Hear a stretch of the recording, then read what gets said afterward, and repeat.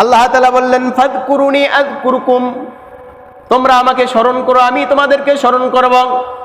আজকে যেহেতু জিকরুল্লাহ, আল্লাহর জিকিরের বয়ান আমি প্রথমেই বলেছি, আমরা নামাজ পড়ি, রোজা করি, হজ করি, যাকাত দেই, যত ধরনের ইবাদত করি না কেন, বন্দেগি করি না কেন, সমস্ত ইবাদত এবং বন্দেগির ভিত হচ্ছে জিকরুল্লাহ।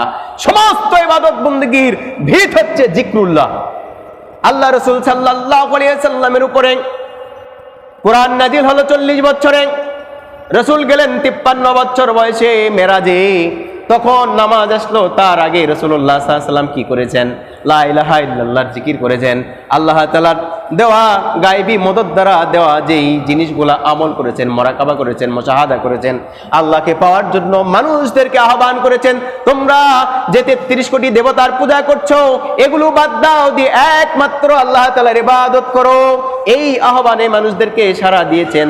তাই হাদিসে দেখলাম, কোন ব্যক্তি যদি বলে লা ইলাহা ইল্লাল্লাহ, লা ইলাহা ইল্লাল্লাহু মুহাম্মাদুর রাসূলুল্লাহ একবার বলেছে, সে যদি নামাজও না পড়ে জাহান্নামের অতল গহ্বরের থেকে একদিন না একদিনেই ঈমান নামক সম্বলটা থাকার কারণে রাসূলুল্লাহ সাল্লাল্লাহু আলাইহি সাল্লামের উম্মত হিসাবে জাহান্নাম থেকে মুক্তি পাবে। সুবহানাল্লাহ।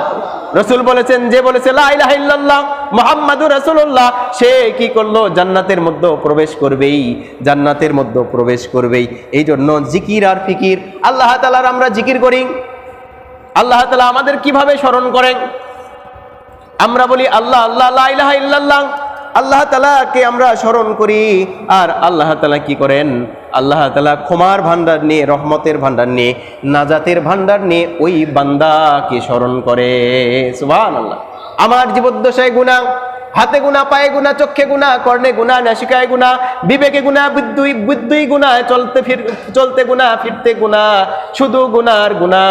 কিন্তু মাঝে মাঝে যদি আমরা ওই যে 6টা তাসবিহ পড়লাম, সুবহানাল্লাহ পড়লাম, আলহামদুলিল্লাহ পড়লাম, আল্লাহু আকবার পড়লাম, লা ইলাহা ইল্লাল্লাহ পড়লাম, আস্তাগফিরুল্লাহ পড়লাম, দরুদ শরীফ পড়লাম, রব্বে কারীমের কাছে চাওয়ার সাথে সাথে ওই বান্দাকে একদম নিষ্পাপ করিয়া দেয়।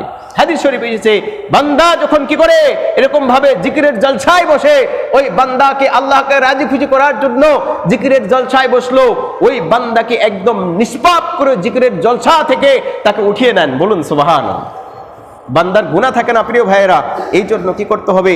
আল্লাহ তাআলা ক্ষমা নিয়ে আমাদেরকে, আমার কাছে, আপনাদের কাছে এগিয়ে আসবে যদি আমরা বেশি থেকে বেশি জিকির করি।